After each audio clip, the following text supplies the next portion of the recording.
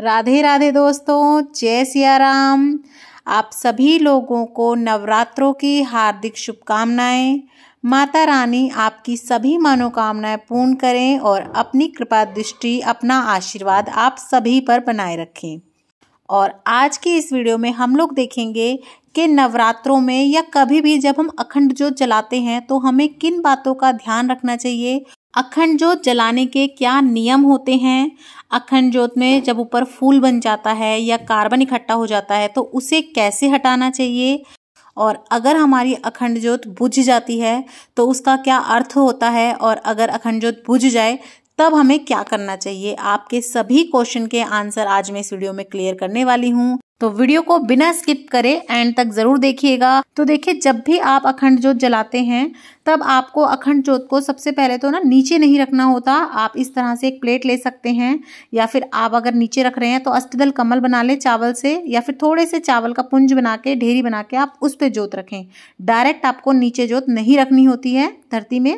उसके बाद देख लेते हैं ज्योत आपको लगानी किस में होती है। तो देखिए, आप अपने घर की कटोरी भी इस्तेमाल कर सकते हैं, या देखिए इस तरह की पीतल की इस तरह से ज्योत आती है, आप वो भी ले सकते हैं, पेच वाली, ये भी बहुत अच्छी रहती है। या फिर आप मिट्टी के दिए में भी अपनी ज्योत जला सकते हैं। लेकिन आप ये ध्यान रखिएगा, अगर आप मिट्टी का दिया या कसोरा ले रहे हैं तो आप उसे पानी में भिगो के रख दें पहले, और फिर उसके बाद आप उसे अच्छे से साफ कपड़े से पोंछ के उसे फिर उसके बाद इस्तेमाल करें। वरना जो है सारा घी तेल जो भी आपने डाला होगा अपने दिए में वो सारा का सारा मिट्टी पी जाएगी। अब बात कर लेते हैं बत्ती या बाती आप कैसी लेंगे। तो देखिए, जो बाती लगाई जाती है या तो रुई से बना के लगाई जाती है या फिर कलावे से, यानी कि मौली से, कच्चे सूत से। और जो ये बाती बनाई जाती है वो 1.25 हाथ की बनाई जाती है। चैनल पे वीडियो है ऑलरेडी बाती बनाने की, आप देख सकते हैं, डिटेल में बताइए मैंने। तो आप 1.25 हाथ की बाती ले लें, मार्केट से भी बनी बनाई मिलती है, आप वहां से भी ले सकते हैं। उसके बाद देखिए, अब बात आती है कि हमें दिया जलाना किस चीज का है, घी का, तेल का, सरसों के तेल का, तिल के तेल का। तो देखिए, मैं आपको बता दूं, सबसे उत्तम सर्वोत्तम तो रहता है गाय का देसी घी। आपको वो मिल जाए और आप अगर सामर्थ्य है जलाने से तो आप उसी से जलाएं। दूसरे नंबर पे आप नॉर्मल कोई भी आपको घी मिल जाता है तो आप वो ले सकते हैं, नहीं तो आप तिल का तेल ले सकते हैं, या फिर आप सरसों के तेल का भी दिया जला सकते हैं। बस आप ये देख लीजिएगा, तिल का तेल और सरसों का तेल अगर आप ले रहे हैं तो वो शुद्ध होना चाहिए, मिलावटी नहीं होना चाहिए। अब देख लेते हैं ज्योत आपको रखनी कहाँ होती है। तो देखिए, माता रानी के सीधे हाथ की तरफ आपको देसी घी की या तिल के तेल की ज्योत रखनी होती है, और अगर आप सरसों के तेल की ज्योत लगा रहे हैं तो फिर आप माता रानी के उल्टे हाथ यानी कि बाएं हाथ की तरफ ज्योत जोड़ेंगे। तो देखिए, अब आपको मैंने ये भी क्लियर कर दिया है। और आप जब ज्योत जोड़ेंगे तो आप पहले ही डिसाइड कर लीजिएगा कि आपको ज्योत कहाँ रखनी है, क्योंकि एक बार ज्योत जोड़ने के बाद आप उसे हिलाएंगे नहीं। आप ज्योत जोड़ने से पहले बेशक उसे चेंज कर सकते हैं जगह को, लेकिन ज्योत जोड़ने के बाद आपकी वो अखंड ज्योत है, इसे अब आपको हिलाना बिल्कुल भी नहीं है।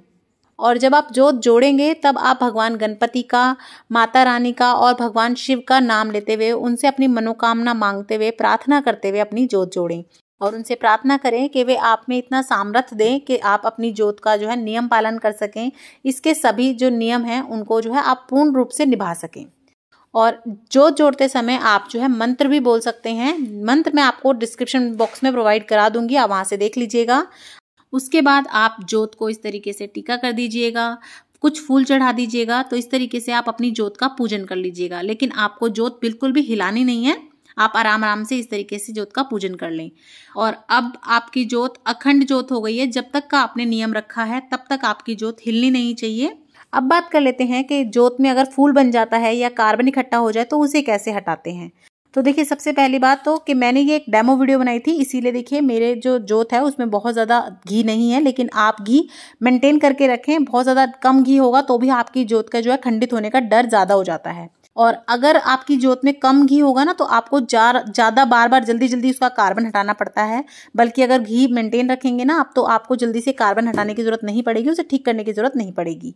तो देखिए, आप एक दिया इस तरीके से लेटी हुई बाती का हमेशा बना के रख लें। आप अपनी चौकी पे ही बना के रखें, क्योंकि कई बार क्या होता है ना, बहुत जल्दी हम एकदम याद आती है कि चलो ज्योत देख लूँ एक बार, और हम देखते हैं बिल्कुल ज्योत एंड पे ही होती है और हमारे पास इतना समय ही नहीं होता कि हम अलग से दिया बना लें। तो आप इस तरह से पहले ही एक दिया बना के रख लें। उसके बाद जब भी आपको लगे जोत ठीक करनी है, आप अपना जो छोटा दिया आपने बना के रखा होगा उसे जोड़ लें और हाथ जोड़ के भगवान से आप प्रार्थना करके उसके बाद उस जोत को ठीक करें। देखिए, हमने दिया जोड़ जरूर लिया है, लेकिन हमें हमारा जो दिया है, जो अखंड जोत है, उसे फिर भी यही कोशिश करनी है कि हम उसे खंडित ना होने दें। और आप इस तरीके का प्लकर ले लें और अब आपको ना साइड से इस तरीके से थोड़ा थोड़ा पार्ट करके इस तरीके से जोत ठीक करनी है। आप एकदम सीधा बीच से पकड़ के या इकट्ठा पकड़ के जोत को ठीक ना करें, उससे आपकी जो है जोत खंडित होने का डर रहता है। आप साइड से चाहे तो ना बाती को खिला लें। बाती के जैसे हमने कई तार लिए थे तो थोड़े दो तार पकड़ें और उसे हल्का हल्का सा इस तरीके से आप कार्बन को हटा लें। तो इस तरीके से आप अपनी जोत को ठीक कर सकते हैं। जैसे कि मैंने बताया, आप एकदम से पूरी जोत पकड़ के ऊपर को खींचेंगे ना तो उससे आपकी जोत खंडित हो जाएगी। और ये जो प्लकर है, ये प्लकर मेरा पूजा का ही है, मंदिर का ही है। आप अपना नॉर्मल जो आप डेली रूटीन में यूज करते हैं वो प्लकर ना लें, अलग से मंदिर का ही प्लकर रखें। और देखिए, हल्का सा आप इस तरीके से जोत को ऊपर खींच दें। और कई बार क्या होता है, जब हम जोत खींचते हैं ना तो बहुत ज्यादा ही जोत खींच जाती है, बहुत लंबी लंबी जोत निकलती है। ये भी अच्छा नहीं है। इससे जो है ना आपका घी बहुत जल्दी जल्दी जो है ना पी जाती है जोत और खंडित होने का ज्यादा डर रहता है। और देखिए, आप इसको इस तरीके से हल्के हाथ से नीचे से दोबारा खींच के सही कर दें। और आपकी जोत अगर खिली हो ना, जैसे धागे खिल जाते हैं जब हम उनको ठीक करते हैं, तो आप उन्हें इकट्ठा कर दें। आप जितनी मंदी मंदी धीरे धीरे से जैसे जोत को रखेंगे ना, उतनी ही आपकी जोत अच्छी जलती है, आपका घी भी बहुत ज़्यादा नहीं पीती है। और सबसे अच्छी बात ये होती है कि खंडित होने के चांस बहुत कम हो जाते हैं। और जितनी तेज तेज लो आपकी होगी ना जोत, आपकी जो है जोत उतना ही ज़्यादा कार्बन बनाएगी, उतनी ही जल्दी आपका घी या तेल पिएगी और उतना ही जो है उसके खंडित होने का डर बढ़ जाता है। तो देखिए, इस तरीके से आप जो ठीक कर सकते हैं। उसके बाद ये जो छोटा दिया है, आप इसे यूं ही जलने दें। इसमें आप घी बहुत ज़्यादा मत रखें। और देखिए, जब आप जोत में घी बढ़ाते हैं ना, आप घी को हमेशा मेंटेन रखें। उसे मतलब बिल्कुल भी ऐसा ना हो कि घी बहुत ज़्यादा नीचे चला गया है। तो आप ना साइड से डालें। आप एकदम बीच में से धपदे सी घी डालेंगे ना तो वो जोत पे गिर के कई बार जोत हो जाती है खराब, यानी कि खंडित हो जाती है। तो आप ऐसा मत कीजिएगा। आप इस तरीके से एक तो आप पिघला के, जैसे अब ठंडी के दिन है तो जमा हुआ घी मत डालिएगा, वो एकदम से फिसल के गिरता है ना तो जोत खंडित हो जाती है। आप गर्म करके हल्का सा पिघला के तब डालें। अब बात कर लेते हैं अखंड जोत जलाने के नियम क्या होते हैं। तो देखिए, सबसे पहला नियम तो यही होता है कि जब आप अपने घर पे अखंड जोत जलाते हैं तो अब आप अपने घर पे ताला मूंद के नहीं जाएंगे कि लॉक लगा दिया और आप कहीं भी चले गए। कभी भी अखंड जोत जब जलती है तो ताला नहीं लगाया जाता है।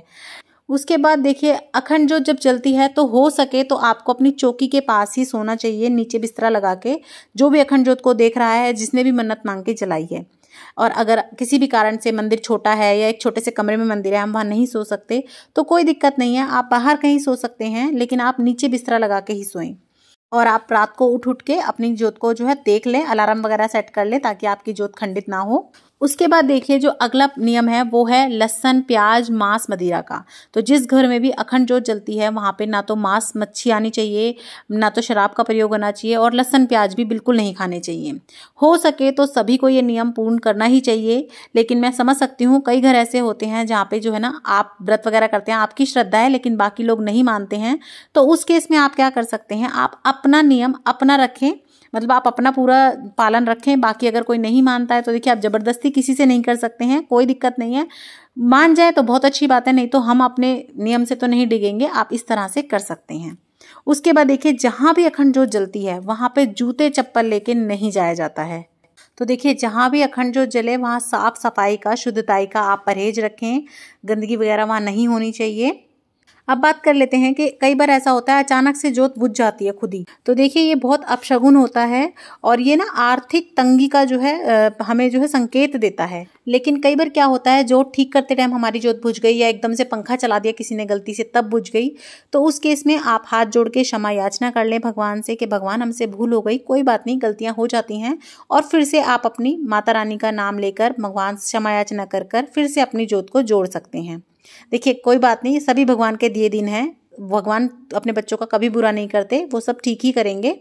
अब बात कर लेते हैं कि आप किसी भी कारण से जोत अपने घर में नहीं रख पाते हैं, लेकिन आपका मन है, आपने मन्नत मांगनी है, तो उस केस में आप क्या कर सकते हैं, देवी माता के किसी भी मंदिर में आप अपनी जो है ना नाम से अखंड जोत जलवा सकते हैं। आप उन्हें घी तेल जो देना चाहे वो दे दें, सामान दे दें, कुछ दक्षिणा दे दें और आप अपनी जोत जलवा सकते हैं। पर आप अपनी जोत के ना दर्शन जरूर करके आए, हो सके तो रोज जरूर जाएं, सुबह शाम, नहीं तो आपको जब समय मिले तब आप जरूर से उनके दर्शन करें, हाथ जोड़ें। तो देखिए इस तरह से आप बहुत ही सरल तरीके से अखंड ज्योत जोड़ सकते हैं। मैंने आपको सभी नियम बता दिए हैं, सभी मैंने आपके डाउट क्लियर करने की पूरी कोशिश करी है। उसके बाद भी अगर आपको कोई डाउट रह जाता है तो आप मुझे कमेंट कर सकते हैं, और अगर वीडियो पसंद आई हो तो लाइक, शेयर और सब्सक्राइब करना ना भूलें। जय माता दी।